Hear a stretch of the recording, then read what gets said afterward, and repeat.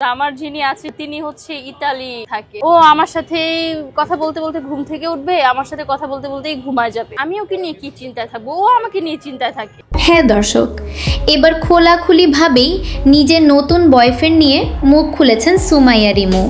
তবে প্রশ্ন থেকে যায়, মানিককে ডিভোর্স না দিয়েই কিভাবে নতুন সম্পর্কে জড়ালেন তিনি?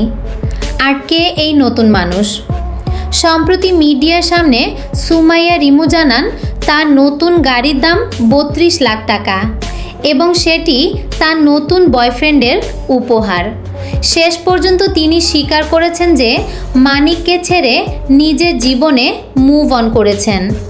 তবে কয়েক মাস আগেও সোশ্যাল মিডিয়ায় এসে মানিককে নিয়ে অনেক কান্নাকাটি করেছিলেন তিনি। এখন আবার নতুন সম্পর্কে সুখে আছেন বলেই জানিয়েছেন রিমু। তার দাবি, এক মুহূর্তও নাকি তারা কথা না বলে থাকতে পারেন না, এমনকি সব সময়ই দুজন যোগাযোগে থাকেন।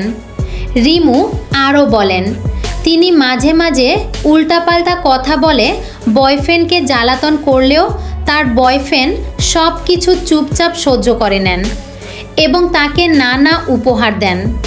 সুমাইয়া রিমুর ভাষ্য অনুযায়ী তার নতুন বয়ফ্রেন্ড তাকে অনেক বিশ্বাস করেন, কোনো পাসওয়ার্ড চান না, কোনো প্রাইভেসি নিয়ে সন্দেহ করেন না। তবে রিমু স্বীকার করেছেন তিনি নিজে এখনও পুরোপুরি কাউকে বিশ্বাস করতে পারেন না। তবে এখনও পর্যন্ত তিনি তার নতুন বয়ফ্রেন্ডের পরিচয় প্রকাশ করেননি।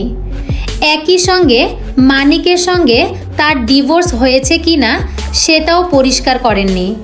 যাই হোক, পুরো বিষয়টি নিয়ে আপনাদের মতামত কী? কমেন্টে জানাতে ভুলবেন না।